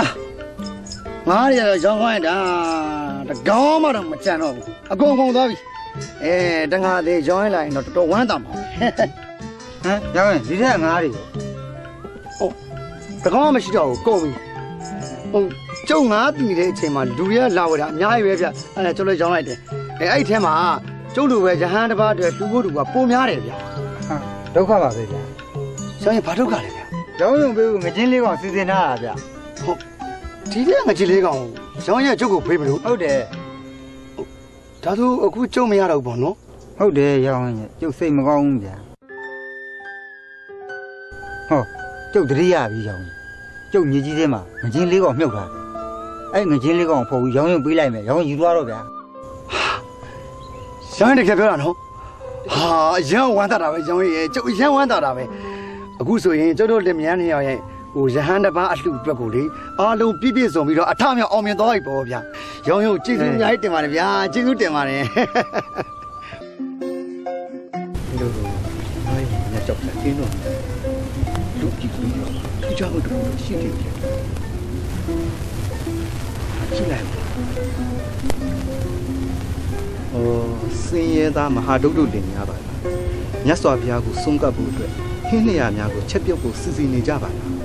မဖြစ်ပေဘူးငါကိုယ်တိုင်ကူညီပြီးချက်ပြုတ်ပေးပါတင့်လျော်ပြီလေ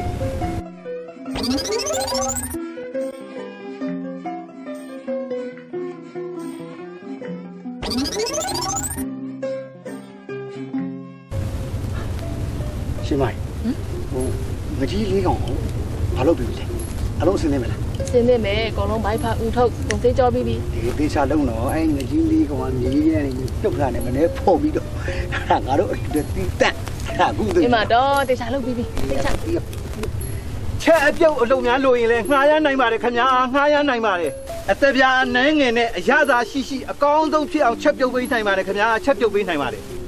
လိုအပ်ပါကခေါ်နိုင်ပါတယ်ခင်ဗျာ အောင်ကြီးအဲ့ဒီချက်ပြုတ်ဦးကြီးอ่ะအင်းရှိမှာခောက်တော့ခောက်ပြန်တယ်ထူးတော့ထူးဆန်းတယ်နော်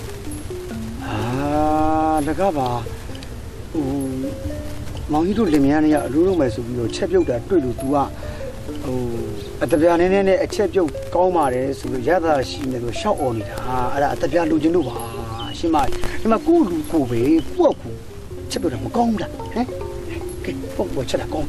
သူ့အော်ပြီ မဟုတ်သေးဘူးလေမောင်ကြီးရှင်မတို့စဉ်းစားမိတယ်ရှင်မတို့အခုလူမှာလူတွေလူမှာမဟုတ်ဘူးလေရဟန်းတန်ဃာတွေလူမှာအဲ့တော့ချက်ပြုတ်မဲ့ဟင်းလျာတွေကအရသာကိုရှင်ကိုမကောင်းဘူးလားမောင်ကြီးပြီးတော့ तू ကအချက်ပြုတ်เสียရဆိုတော့ ရှင်မတို့မောင်ကြီးတို့ထက်ချေးပြုတ်ပြီးကျွမ်းကျင်ပါပဲ ဒါဆိုရှင်မသဘောဟာ ရှင်မတဘောကအဲ့ဒီဦးကြီးခေါ်ရင်ကောင်းမလားလို့ ရတယ်ခဏဟိုအချက်ပြုတ်ကျွမ်းကျင်တဲ့ဦးလေးတခါလာပါခဏပါ ဟုတ်ကဲ့ဟုတ်ကဲ့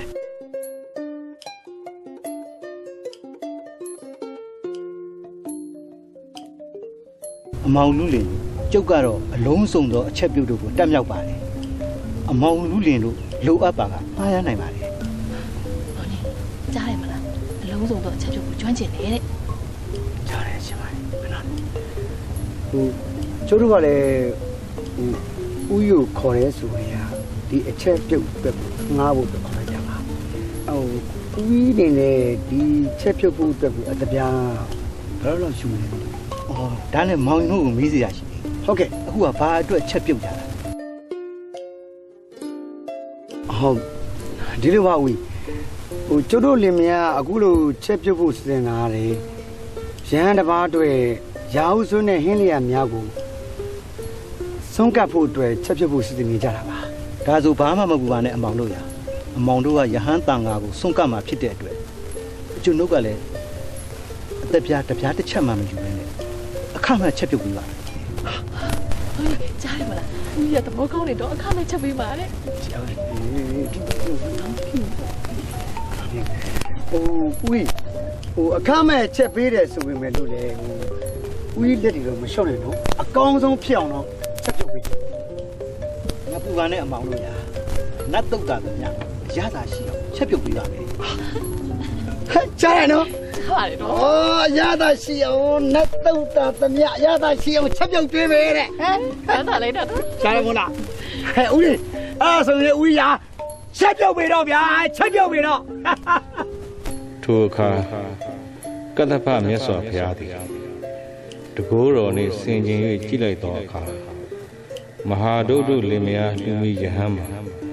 မရှိတော့သည်ဖြင့်ခန္ဓာကိုယ်၏တိုက်သူကတ္တပဘုရားရှင်ကိုယ်တိုင်ကြွရောက်စဉ်းစားလိုက်ပြီတော်သည်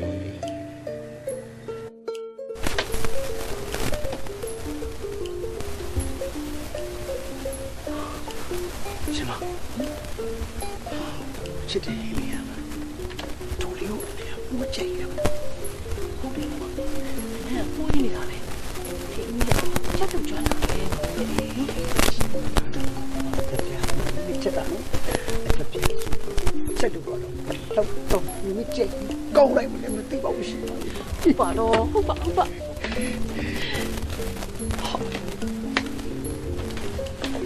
အမောင်တို့ဟင်းလျာတွေကတော့အကုန်ချက်ပြုတ်ပြီးမောင်ရင်တို့စွန့်ကပ်မဲ့ယဟန်တစ်ပါးဟုတ်တာသွားပင့်ပြီတော့ ဟုတ်ဦးဟိုတခုတော့မင်းပြရစီဟိုဒီလောက်အချိန်တူအတွင်းလေးမှာအားလုံးပြည့်စည်သွားတယ်ဆိုတာကိုဦးဟုတ်ကောဟုတ်ရလား အော်ဒါနဲ့ဟိုငချင်းလေးကောင်ကတော့အကျက်နည်းနည်းလိုသေးတယ် ဟာအဲ့ဒါဆိုဘယ်ဖြစ်မလဲဦးရဲ့ဟိုကျုပ်ကတော့ရဟန်းကိုပင့်လာမယ်ဟိုဦးရဲ့ဟင်းကမကြက်သေးဘူးဆိုရင်ရဟန်းကဒီမှာထိုင်ဆောင်ပြန်မှာမို့ဦးရဲ့ ဘာမှမပူပါနဲ့အမောင်ရအမောင်နဲ့ယဟန်တစ်ပါးနဲ့ဒီကိုရောက်လာတာနဲ့အားလုံးအဆင်သင့်ဖြစ်နေရပါစေ ကဲပါမောင်ကြီးရဲ့ဒီကိစ္စကြီးမောင်ကြီးဘာမှမလုပ်နဲ့ဦးရဲ့အားလုံးကျွမ်းကျင်နေတာပါမောင်ကြီးတော့မှာလေဒီဟန်တစ်ပါးတော့အမြဲတမ်းသွားပဲသွား ကောင်းဟုတ်ဒါနဲ့ချင်းမဦးကြီးလူရတယ်ပါလေဒီလိုကြတော့ သိချအောင်မောင်ကြီးမောင်ကြီးတော့မနေတော့ ဟ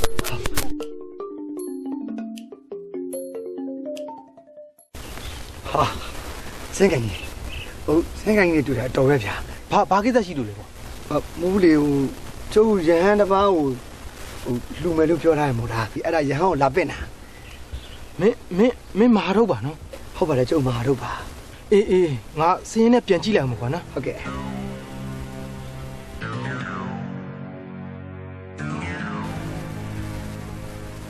မာတော့ငါမေ့ပြီးစင်းနဲ့ကိုမမှတ်မိဘူးပေါ့ ဗျာမေ့ပြီးတော့ဆဲမမှတ်လိုက်ပြီ အေးဟုတ်တယ်ကွာ ဟု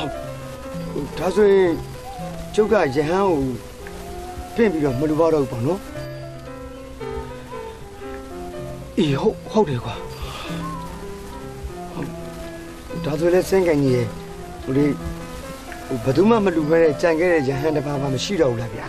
အဲ့ရဟန်းကိုကျုပ်လူရမယ်ကျုပ်အဲ့ရဟန်းကိုပြင်ပြီးပါနော် အေးမင်းတို့ပဲအလှရှင်တွေလာကြတယ်ကွာရဟန်းတစ်ပါးမှမရလို့ပြန်သွားကြတာ စင်းကန်ကြီးသူတို့ကကြုံတင်ပြီးတော့ဆေးပေးထားတာမဟုတ်ဘူးလေဗျာကျုပ်တို့ကကြုံတင်ပြီးတော့စင်းကန်ကြီးကိုဆေးပေးထားတာဗျာ ဟုတ်ပါတယ်ကွာငါတောင်းမှမှာတယ်ကွာ စင်းကန်ကြီးလှုပ်တဲ့ပုံစံဗျာအသွားထက်တဲ့လှန်နဲ့ကြောက်ရွံ့ရင်ဝကိုစောင့်လို့သလိုဖြစ်နေပြီဗျာ ငါတောင်းမှမှာတယ် မတောင်းမှနဲ့တော့လေးဗျာစင်းကန်ကြီးရဲ့အခုကြောက်ရွံ့ရင်ထဲမှာပြီးတော့ဒီခုလိုပောက်ကွဲသလိုခံစားနေရတယ်အိမ်မှာလည်းလက်ကြည့်ပါဦးစင်းကန်ကြီးကျိုးရဲ့အိမ်ရှင်မရဟန်းကိုလှုပ်ဖို့အတွက်ကိုအားလုံးပြင်ဆင်ပြီးပြီဗျာစင်းကန်တော်တော်ရက်ဆက်တယ်ဗျာတော်တော်ရက်ဆက်တယ်စင်းကန် မာတော့စင်းငိုင်တောင်းမှမှာတယ်ကွာမာတော့ဖြစ်မှာဖြစ်ရလေကွာဟဲ့ဒီစေးကကြီးတော့မရိုးသားတာပဲကွာဟမ်လက်လာပါယူပြီးတော့မင်းစင်းကိုဖျက်လိုက်တာဖြစ်ရမယ်ဟဲ့ငါမကျေနပ်ဘူးကွာငါကိုသွားရှင်းမယ်ပြပါဗျာငါသွားတယ်အမဘူးအောင်ပေါ့ကွာသွားမယ်ကွာတို့ကွာစေးလိုက်ကွာဘယ်လိုလုပ်လိုက်တာလဲကွာ မောင်မာတော့ငါဖွင့်လို့ပါကွာမောင်မာတော့လှူမဲ့ရဟန်းတစ်ပါးကို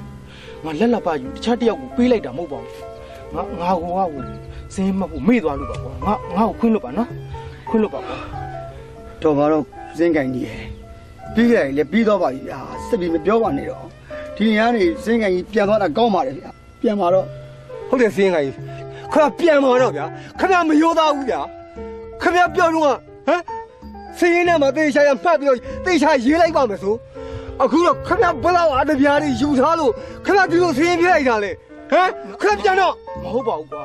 ငါဟိုကစင်းမှတ်ဖို့မေ့သွားလို့ပါကွာငါတောင်းမှပါတယ်ငါအဲ့ငွေအသေးပြားတွေလည်းမယူရပါဘူးကွာငါအခုလာခဲ့ရတာဆိုတာလဲမဟာတို့အတွက်မျောလင်းချက်တစ်ခုရှိလို့ပါ ပြောလင်းချင်အေးဘလို့မျိုးလဲကျွန်တော်ပြောတော့မှာဗျာ ဒီလိုကွာမင်းဖះเจ้าတော်ကိုသွားတပည့်တော်ဒီစင်းရဲပါသည်ချင်းမြောက်တော်မူပါဖះဆိုရင်မင်းရှ िख ိုးလိုက်လို့ရှင်မင်းအတိတ်ဇာနကကံကောင်းလို့ရှင်မင်းတို့တခုခုထူးကြမှာသိကြတယ်ကွာ ဟုတ်ဒါဆိုရင်ကျုပ်ကဖះเจ้าကိုသွားမှာပေါ့ အေးပေါ့ကွာဖះเจ้าကိုမင်းသွားမှာ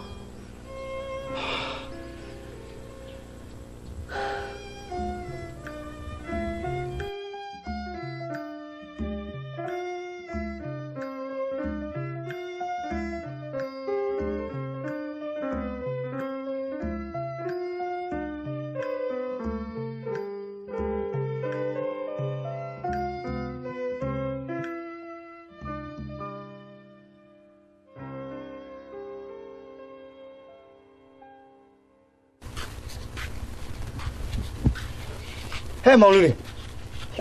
ဒီအချင်းကဘုရားရှင်စွန့်ဖုံးပေးတဲ့အချိန်မဟုတ်ဘူးဘာကြောင့်စောသီးကရောက်နေရတာတော့မောင်လူလေးဟုတ်ဟိုဘုရားရှင်စွန့်ဖုံးပေးတဲ့အချိန်မဟုတ်မှကျွန်တော်မျိုးသိပါတယ်ဗျာဟုတ်တော့ပေမဲ့ကျွန်တော်မျိုးကဟိုအဖြစ်မှာဘုရားရှင်ကိုမမြင်ဘူးမတွေ့ဘူးပြီးတော့ဟိုကျွန်တော်မျိုးကဘူးမြော်ရှ िख ိုးခြင်းတဲ့အတွက်စောစီးရောက်လာခြင်းဖြစ်ပါတယ် ဒါဆိုလဲမောင်လူလင်ဒီနေရာလေးရှေ့ကိုဆက်မသွားတယ်မောင်လူလင်ဒီရပဲထိုင်သွား ကောင်းပါပြီ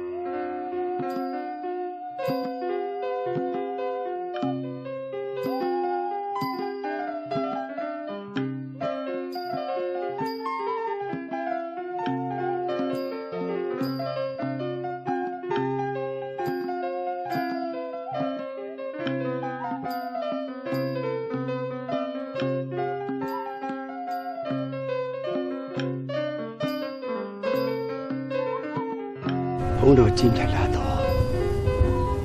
မြတ်စွာဘုရားဤဘာယနတိပြ၌တပည့်တော်သည်အလုံးမှဆင်းရဲနွမ်းပါသူတယောက်ဖြစ်ပါတယ်ဘုရားကျင့်မြတ်လာတော့ဗုဒ္ဓမြတ်စွာဘုရားကိုယ်ကိုယ်ယုံကြည်အားထားတဲ့သူတယောက်ဖြစ်ပါသည်ဤသူကြောင့်တပည့်တော်ရှင်မြောက်ပေးသနာတော်မူပါဗျာ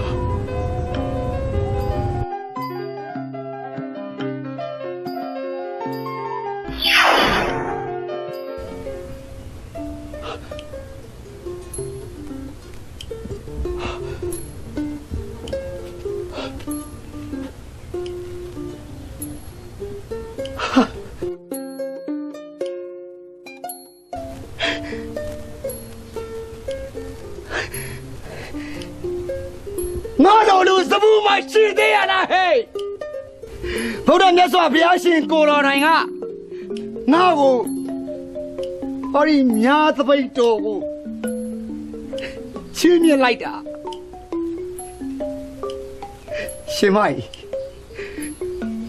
ရှင်မသာသိပဲဆိုရင်လေရှင်မဘယ်တော့ဒီဝမ်းသာလိုက်လေ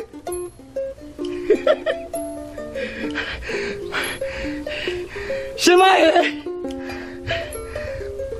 ငါတို့လင်မယားနှစ်ယောက်အလူကြီးလူလို့ရပြီရှင်မရဲ့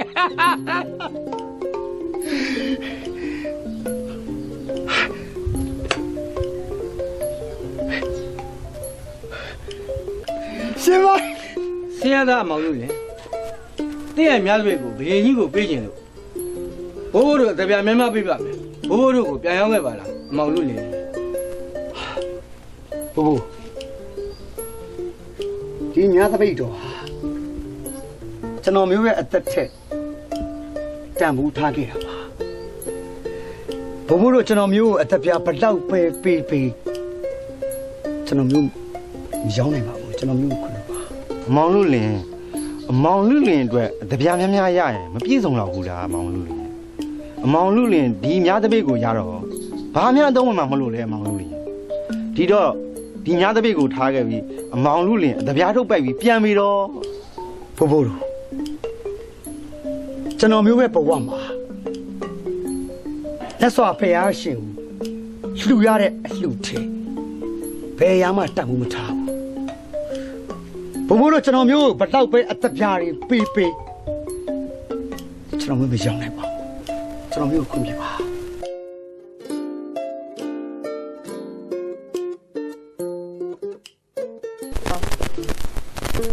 မာတော့များတပိတ်ကြီးပိုက်လို့ဘယ်လိုသွားမှလဲမာတော့ကဲဘယ်မှမသွားဘူးကျုပ်ကဖះเจ้าကိုပြန်လာတာမြတ်စွာဘုရားရှင်ကိုတော်တိုင်ကကျုပ်ကိုဟိုင်းညာသပိတ်တော်ချင်းမြင်လိုက်တာဒါဆိုရင်ဒီလိုလုပ်ပါလားမာတို့ကအရန်ဆင်းရဲတော့ညာသပိတ်နဲ့မြတ်စွာဘုရားကိုဆွန့်ကပ်ဖို့အတွက်အခက်အခဲတွေတွေ့လိမ့်မယ်မာတို့အဲ့ဒါကြောင့်မို့ဒီညာသပိတ်ကြီးကိုတထေးကိုရောင်းလိုက်ပါလားမာတို့လိုတော့တပြားတွေတထေးကြီးပေးပါမယ်ဟုတ်တထေးလိုပဲလမ်းမှာမြတ်တပိတ်ကိုဝယ်တဲ့လူအများကြီးပဲကျုပ်မရောင်းခဲ့ဘူးတထေးကျုပ်ကိုအသက်ပြားဘလောက်ပဲပေးဒီမြတ်တပိတ်ကိုတော့ကျုပ်ကတော့မရောင်းနဲ့တထေးကြောင့်မှတထေးရတယ်မြတ်တပိတ်ပိုက်ပြီးတော့ဝမ်းသာလုံးအာကြီးတို့ပြေးလာတာဒီမြတ်တပိတ်နဲ့ဆွန့်ကပ်ဖို့အတွက်ကိုဘုရားရှင်ကိုပေးဖို့မေ့နေတယ်အဲ့တော့ကျုပ်သွားပေးလိုက်အောင်နော်ကျုပ်ခွင့်ပြုပါ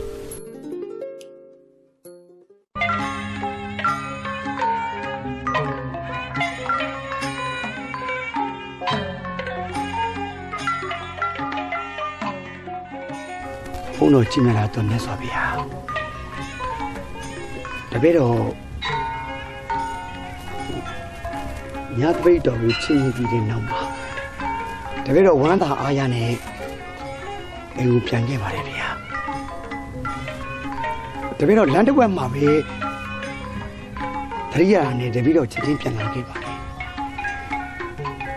ဘုန်းတော်ကြည်မြတ်လာတဲ့မြတ်စွာဘုရားတပည့်တော်ရဲ့အိမ်၌အရှင်ဘုရားကိုရာဟုစွန်းနဲ့ဟင်းလျာများကိုစက္ကပ်ပူဇော်ရန်အတွက်တပည့်တော်ရဲ့အိမ်သို့ကြွရောက်တော်မူပါရန်ဖိတ်ပါတယ်ဗျာ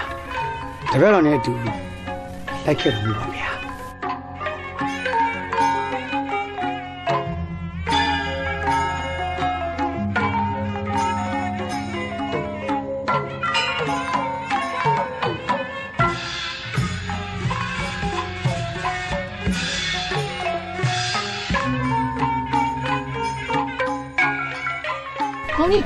ဘောနီ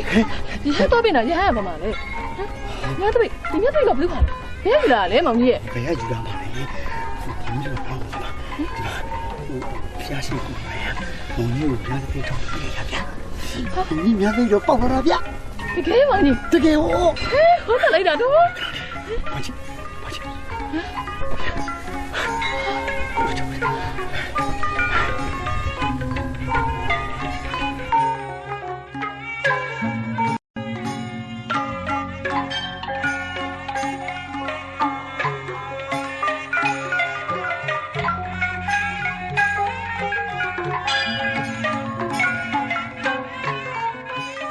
ဟာတော့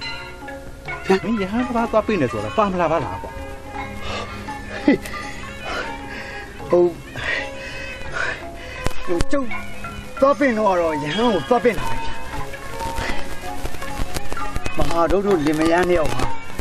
ဘလောက်ထိကံကောင်းတယ်လဲဆိုရင်ဗျာဦး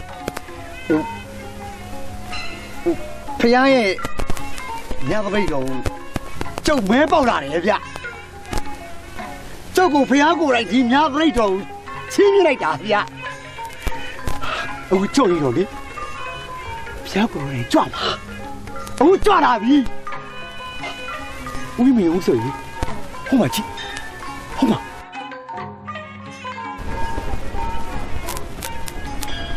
အမောင်တို့မြတ်စွာဘုရားမြေပြင်ကိုဆင်းသက်လာအမောင်တို့အိမ်ထဲကိုကြွတော့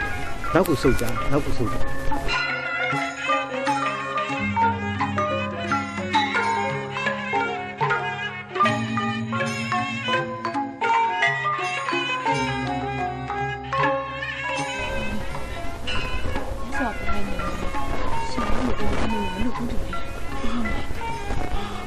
不拍戏拍，如果我戏拍， ဘာမှမပူပါနဲ့အမောင်တို့တရားတော်ရဲ့တကူနဲ့လူတယောက်ကြသွား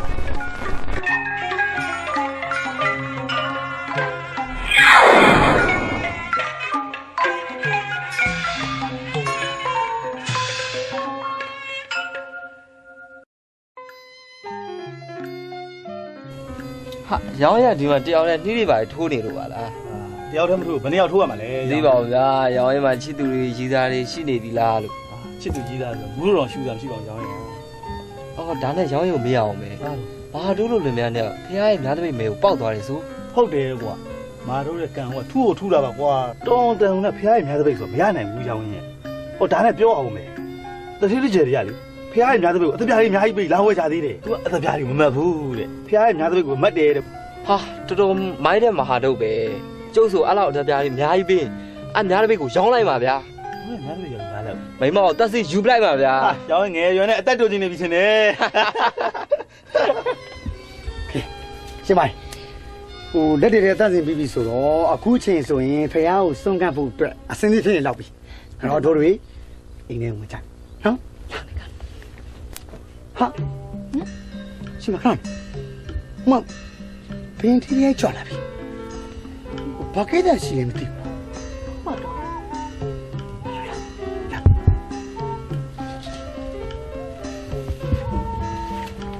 ရှင်နေဖျားဘယ်သူသောကြောင့်ကျွန်တော်အိမ်ကိုကြွမြန်းလာပါတယ် မောင်လူလင်ဆင်းရဲတာမြတ်စွာဘုရားကိုစွန့်ကပ်မယ်ဆိုတာဘယ်လိုဟင်းလျာမျိုးနဲ့စွန့်ကပ်မှာလဲငါကိုယ်တော်မြတ်တိလို့တော်မူတယ်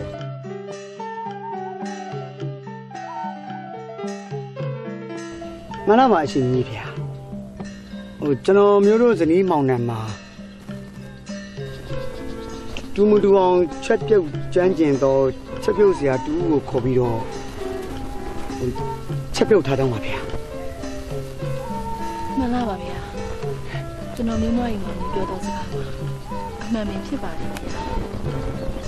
ရဟန်းတန်ဃာကိုကတ်လို့နေဆုံးဟင်းလျာများဖြစ်တဲ့အတွက်ကျွမ်းကျင်လေးအချက်ပြုတ်စရာနဲ့ပါချက်ပြုတ်ထားပါသည်ရှင်မင်းကြီးဗျာ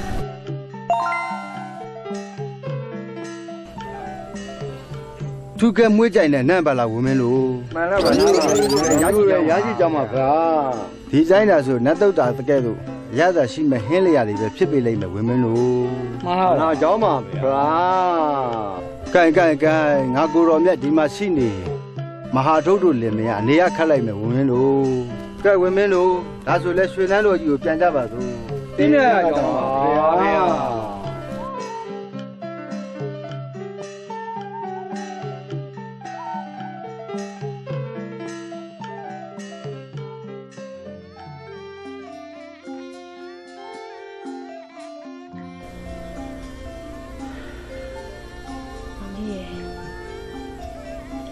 ရှင်ကိုလိုမြတ်ကြီးอ่ะကြည်ညိုစရာကောင်းလိုက်တာတော့အခုလိုဖူးထွေးခွင့်ရတာလေရှင်မရင်ထဲမှာကြည်နူးလိုက်တာမောင်ကြီးရောရင် ဟောရှင်မရေဘလို့ပြောလိုက်တာလေမြတ်စွာဘုရားဆိုတာလူတွေအားကိုအားထားကိုယ်ကိုယုံကြည်ရတဲ့မြတ်စွာဘုရားလေဒီလူမြတ်စွာဘုရားကို မောင်ကြီးကိုရှင်ပါဦးဟင်ဆိုကိုဟင်းလျာများအားလုံးအစားရရအောင်စက်ကလှူဒန်းရတဲ့အကျိုးကဘယ်အနေမှနှိုက်ရှိလို့မရဘူးရှင်မရဲ့နှိုက်ရှိလို့မရဘူးသိရလားဟုတ်တယ်နော်မောင်ကြီးဟုတ်တယ်ကဲ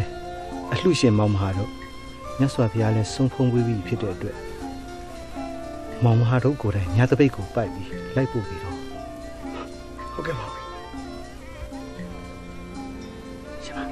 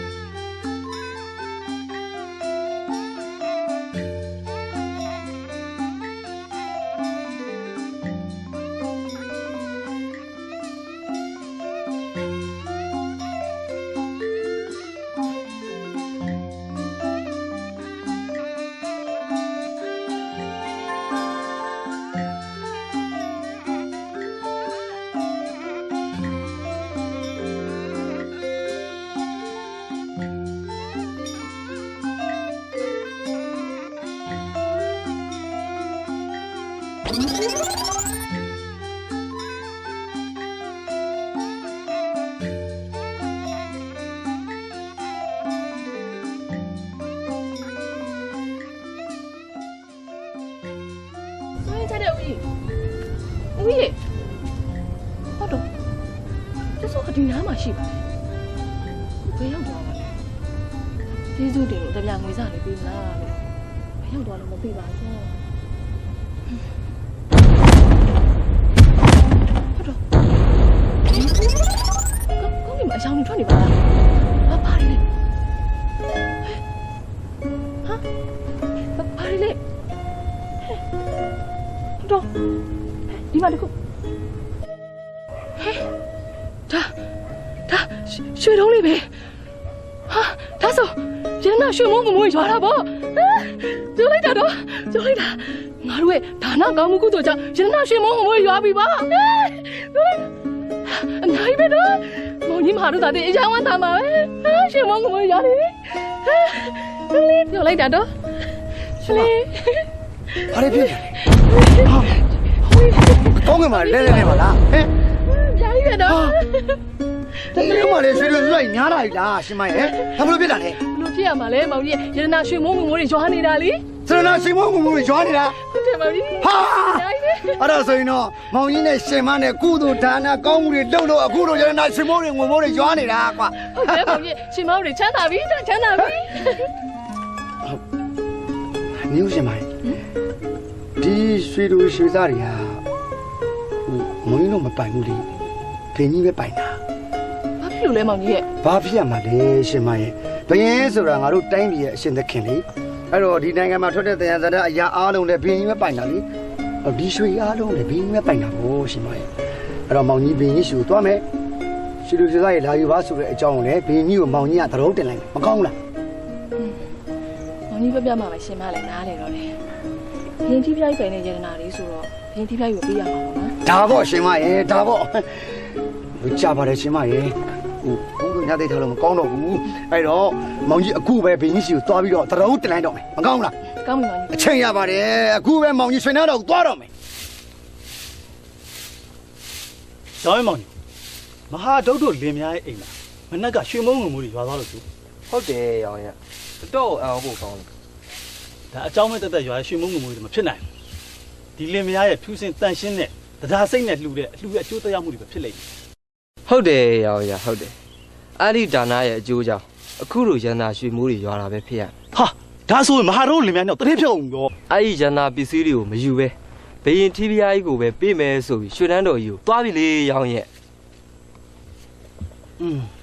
ဒါဆိုရင်တော့မဟာတို့လင်မယားနဲ့ကတော်တော်လောဘမရှိတာပဲရောင်ရဲ့ဟုတ်တာပေါ့ရောင်ရဲ့ဟုတ်တာပေါ့သူတို့ရဲ့တရားတရားနဲ့ဖြူစင်တဲ့စိတ်ထားကိုတော့ကျုပ်တို့အတူယူတဲ့နဲ့ရောင်းရင်တိတ်ဟုတ်တာကိုရောင်းရင်တိတ်ဟုတ်တာကိုကျုပ်တို့အတူယူနေတယ်တိတ်ဟုတ်တာကိုလုံးမနဲ့ဒီဘက်စီကိုဒီနေ့ပြီးအောင်လဲမပြီးဒုက္ခရောက်ကုန်မယ်ဟုတ်ပါပြီရောင်းရင်ဟုတ်ပါပြီကဲသွားလို့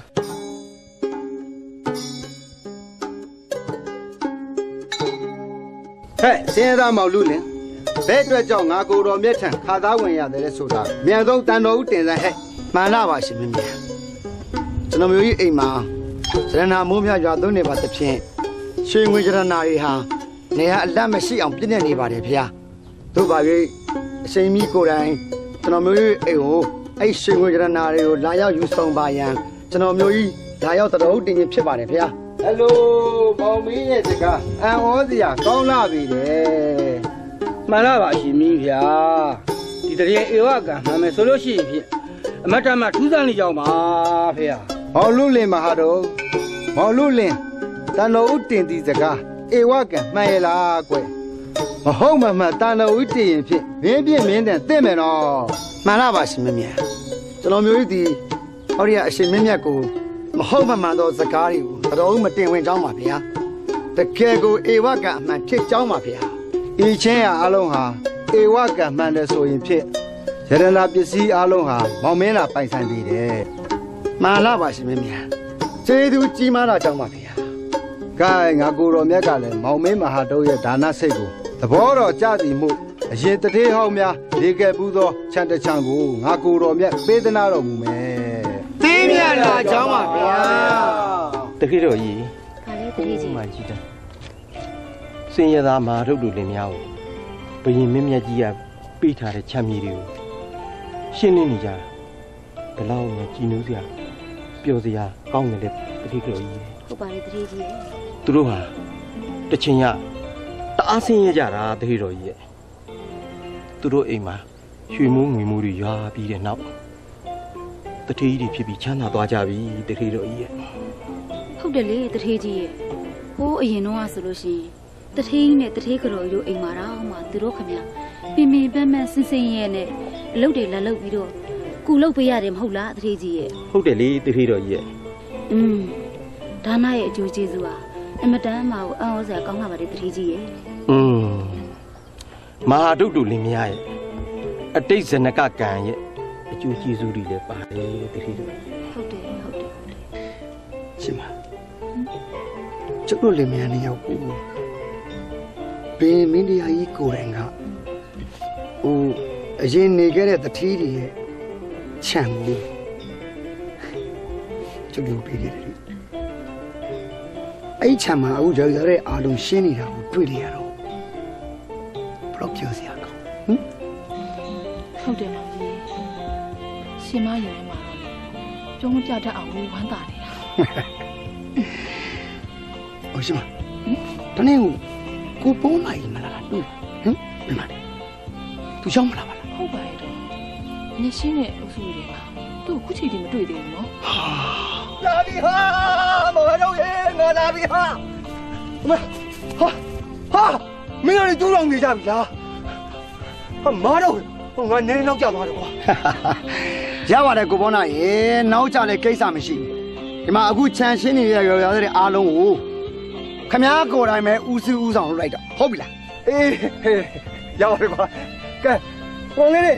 ဟိုလူစီခွာလေကွာလူစုခွဲအဲ့ညတွေပြောင်းရှင်းလိုက်ဟိုကြီးတဲ့ပင်တွေခေါင်းသာပြစ်သွားရပြောင်းနေပါစေဟိုမြေကြီးတူးတဲ့ကောင်တူးတဲ့ကောင်ပြင်မဲ့တူးလေအမေအားဆိုင်တူးသားမမင်းတို့ကြည့်ရတော့အားမရတာကွာမင်းတို့ပြောတာငါမောတယ်ဟိုတူးတဲ့ကောင်တူးဆက်ရဟောပုံသားတဲ့ပြည့်တယ်ကြောင်းလေကြောင်းဟိုမှာတော့ပုံပြီးမီးရောပြည့်မင်းတို့ပြောတော့ငါပိန်းလာလိုက်တာဟာရောင်းဒီမှာရွှေအောင်ပေါ်လာတယ်ဒီမှာရွှေအောင်လေရွှေအောင်လေဟာရွှေအောင်လေဟုတ်လားနေတော့ငါလာကြည့်အောင်မယ်တေးတော်ကြီးဘာလဲတော့မဟာဒုတ်တို့ချမ်းထဲမှာရွှေတွေတွေ့နေပြီတဲ့တထေးတော်ကြီးဟဲဟလာဝန်တာစရာပဲမဟာဒုတ်တို့လင်းများတော့ချမ်းသာပြီးချမ်းသာရင်ပဲတထေးတော်ကြီးချမ်းသာပြီးချမ်းသာရင်ပဲဟုတ်ပါတထေးကြီးမဟာဒုတ်တို့လင်းများတော့တော်တော်ကိုအံ့ဩစရာကောင်းတယ်နော်ကျုပ်တို့တော့ဝမ်းတာတယ်တထေးကြီးရဲ့ကဲတထေးတော်ကြီးဘာလဲတော့အဲ့ဒါဒါနအကျိုးပေါ့အဲ့ဒါဒါနအကျိုးဟုတ်တယ်တော့ဟုတ်တယ်ဟ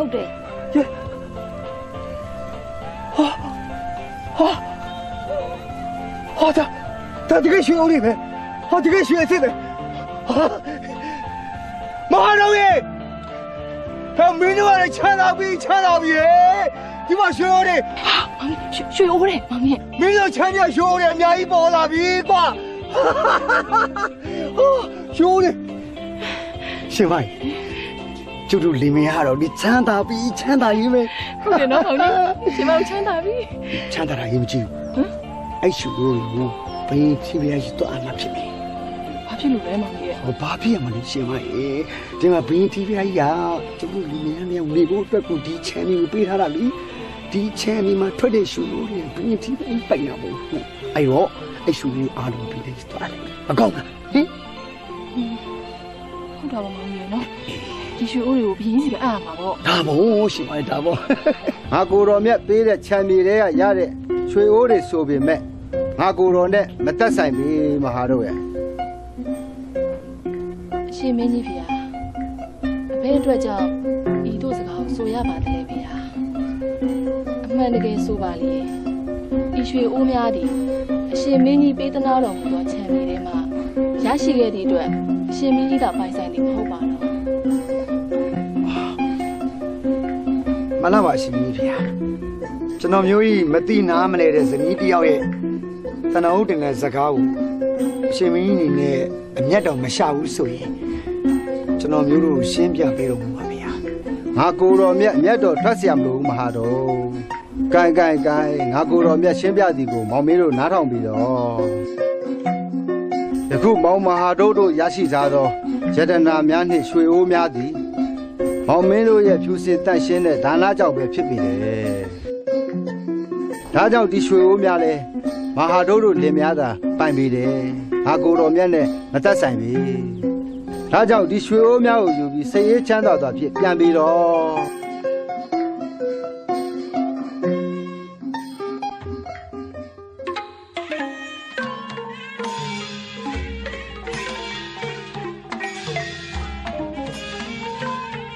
哎，我好多都没有，我不来。